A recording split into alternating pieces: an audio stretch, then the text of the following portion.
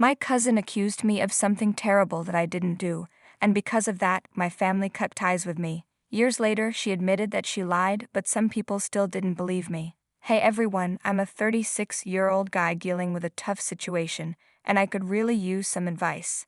I've been following this community for a while, and it feels like the right place to share my story. Brace yourselves, it's a bit long. Let me start by introducing you to my cousin Sabrina, who's 35. To put it bluntly, she's not a great person. Then there are my parents, both 65, who have their own issues which I'll explain soon. As I grew older, I tried to understand Sabrina's behavior, considering her tough upbringing with abusive parents. However, I couldn't forgive her, and I still have a lot of resentment towards my family. Sabrina's dad, my uncle, was a real piece of work. Abusive and irresponsible. Her mom wasn't much better. I get how trauma can affect people, especially when it starts at a young age, but I believe we're responsible for dealing with our own issues so we don't hurt others. Unfortunately, Sabrina never learned that lesson and ended up like her parents in many ways. My parents knew about her situation and tried to help, even reaching out to Child Protective Services at times. But when the authorities showed up, Sabrina's parents always managed to evade any serious consequences. Then, one tragic day, they were in a car accident while fleeing from the police after committing a robbery to feed their drug addiction. They crashed and didn't survive. Sabrina was left alone, facing the harsh reality of being an orphan. Despite the terrible circumstances and the kind of parents Sabrina had, my parents decided to step in and adopt her. Although I hadn't really bonded with Sabrina despite our family connections, and our childhood interactions were unpleasant, I was initially hopeful about having a new sibling. I was excited to have someone to play with, even though she was only a year younger. Little did I know, this decision would drastically alter my life. Looking back, I wish I had pleaded with my parents to send Sabrina away because she turned out to be as cold-hearted as the icy landscapes of Siberia. My parents weren't perfect either. They had their flaws, like drinking too much and not being great with money. However, they did their best to provide for me and offer support. From a young age, I overheard my mother expressing her desire for a daughter instead of a son, which hurt deeply, even though she didn't realize I was listening. While Sabrina was living with us, it felt like my existence didn't matter to Mom and Dad. I had always been awkward and introverted, which seemed to disappoint my traditionalist parents. Unlike my dad, who had been the star of the football team in high school, I couldn't even throw a ball without tripping over my own feet. I was clumsy and never felt comfortable around girls. While my dad had been popular with the ladies, I couldn't seem to get anyone to like me. My parents constantly criticized me, saying I needed to toughen up and that I was too soft. Their words only added to my already low self-esteem. When Sabrina came into the picture, any semblance of self-worth I had was completely shattered. Mom and Dad adored Sabrina and praised her for everything she did. Even if her drawings were mediocre, they proudly displayed them on the fridge. Meanwhile, my own efforts were barely acknowledged. Sabrina received praise for getting B's in school, while I consistently earned straight A's without so much as a word of encouragement. She had the best birthday parties and Christmas presents, while I was left feeling overlooked. When Sabrina started attending the same school as me, my social life took a nosedive, even though she was a grade below me. But she went out of her way to make my life miserable. I was the awkward nerd, while Sabrina was popular and outgoing, quick to gossip and fit right in with the cool crowd, jocks and cheerleaders, who loved tormenting me. Sabrina joined in effortlessly, her boyfriend, the football team captain, leading the charge in bullying me. They subjected me to humiliating acts like dunking my head in the toilet, and despite my attempts to avoid them, I was beaten up every day. Sabrina never defended me. Instead, she stood by, often smirking or even laughing at my pain. She's always been a sociopath, making my school life a constant nightmare. And as if that wasn't enough, she made home life unbearable too. It felt like living in a prison, knowing that the torture would resume the next day. The mental toll of those years cannot be overstated. It changed me forever, leaving lasting damage. When I tried to confide in my parents about the bullying, they dismissed my concerns, saying it was just typical behavior. My dad's response was always the same. I needed to toughen up. Even when I showed up at home with black eyes and bruises from being picked on, my parents showed no compassion. Sabrina would stand there, laughing at my suffering. On top of that, she constantly lied about me, breaking things and blaming me, or pretending I hit her and making herself cry to manipulate my parents. Sometimes she'd mess with my head so much that I started to doubt my own sanity. She was a master manipulator, and my parents believed every word she said. I lost count of how many times I was unfairly punished for things I didn't do, which really took a toll on my mental health. As I sank deeper into depression, my grades began to slip, even though they were still better than Sabrina's. But my parents didn't care, they punished me anyway, adding to my feelings of worthlessness. Missing out on my dream university because of my grades felt like another blow. Stuck in this town and this house, I enrolled in the local community college and threw myself into studying engineering. I was determined to succeed and get as far away from my toxic family as possible. Unlike me, Sabrina had no plans for her future. She didn't even finish high school, she dropped out at the beginning of her senior year.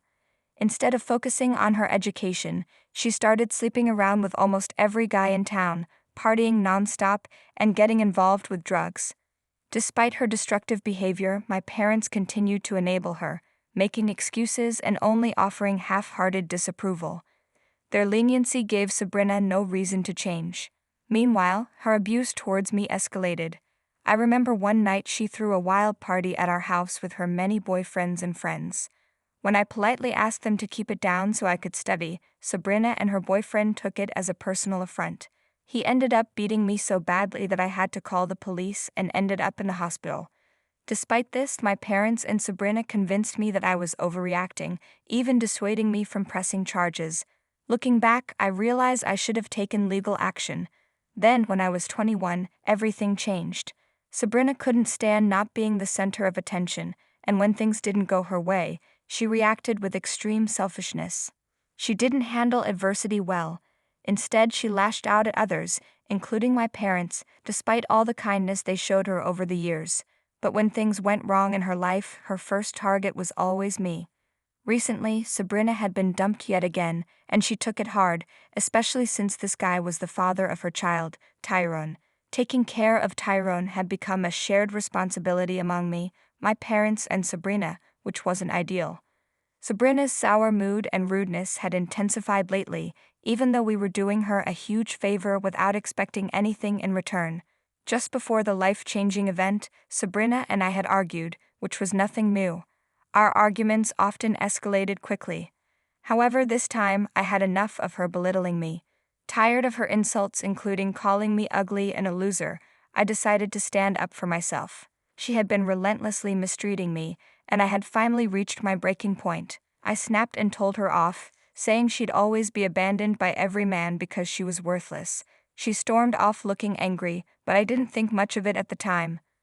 Little did I know, Sabrina took my words to heart.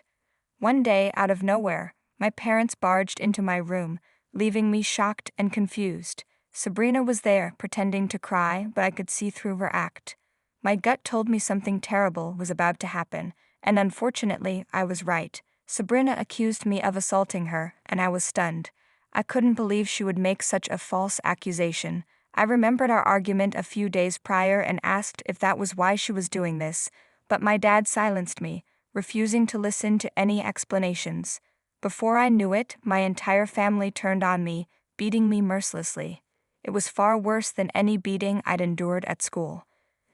They demanded I leave immediately, threatening to involve the authorities if I didn't comply. Despite protesting my innocence, they disowned me on the spot, all because they believed Sabrina's lies. It was the darkest day of my life. Suddenly, I was homeless and alone, but I refused to let their cruelty break me. I stayed strong and built a good life for myself, despite their betrayal. I used the college gym to shower and washed my clothes at the local laundromat. Working 2 jobs and attending school full-time, I eventually saved enough money to get my own place. I did it all on my own, without any support from anyone.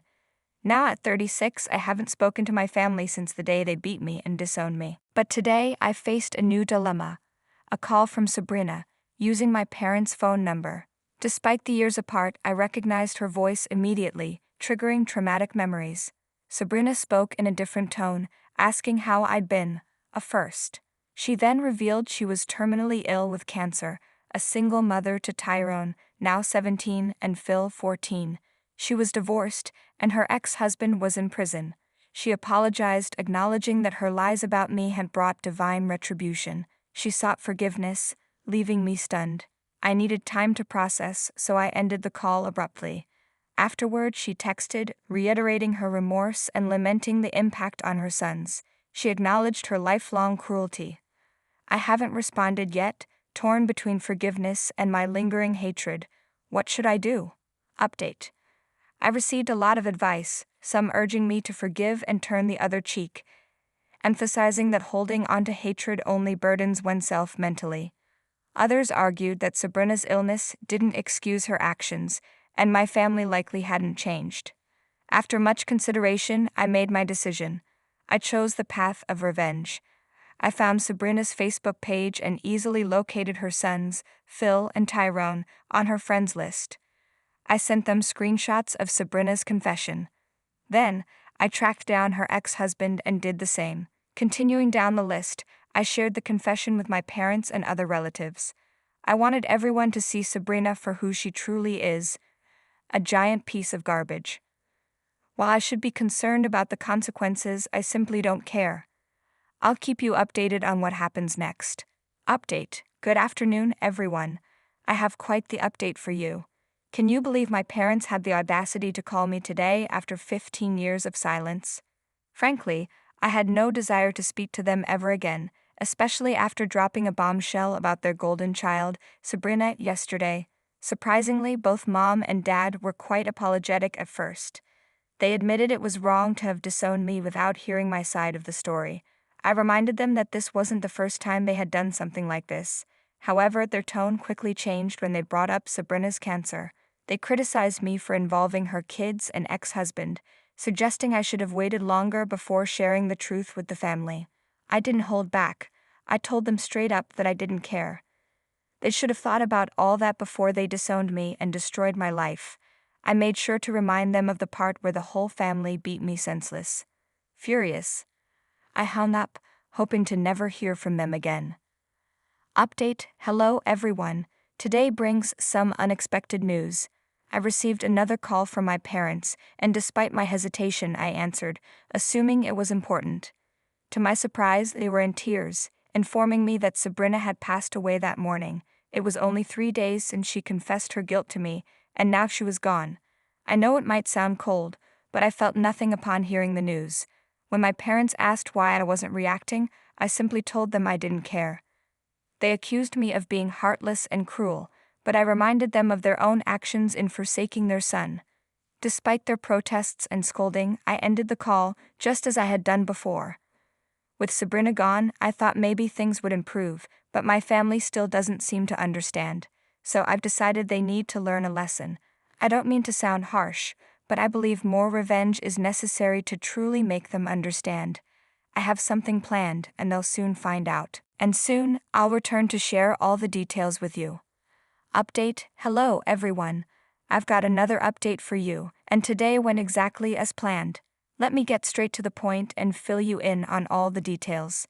It wasn't difficult to find information about Sabrina's funeral, though I was surprised they were even holding one for her. Nevertheless, I made my preparations, including renting a sharp tuxedo for the occasion.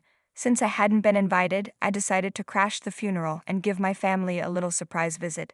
After all, nobody had bothered to check on me in the 15 years since we last saw each other. It was time to show them who was in charge. Arriving a bit late, I walked into the church to find a surprisingly large crowd gathered to bid farewell to Sabrina. This only fueled my determination to carry out the stunt I had planned. Without hesitation, I approached the podium, politely asking the preacher to step aside.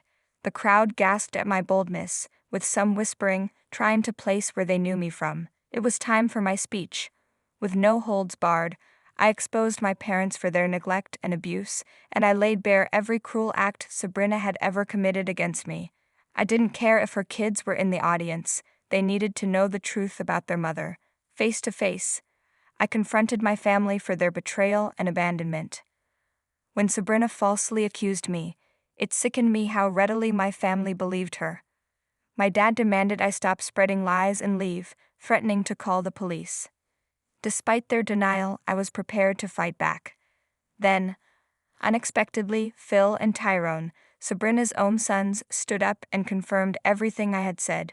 They revealed how Sabrina neglected and abused them, spending her money on drugs and alcohol. The funeral hall erupted in shock as the truth hit home coming from her own children. I left them to their arguments, knowing I had spoken my truth. Back at my apartment, I reflect. Update: Hello everyone.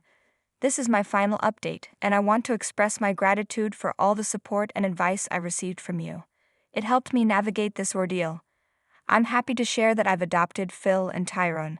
They wanted nothing to do with our family after the funeral, and my parents refused to take them in, citing disrespect to Sabrina's memory. So I did the right thing and welcomed them into my home.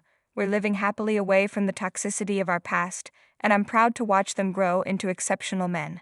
Thank you all.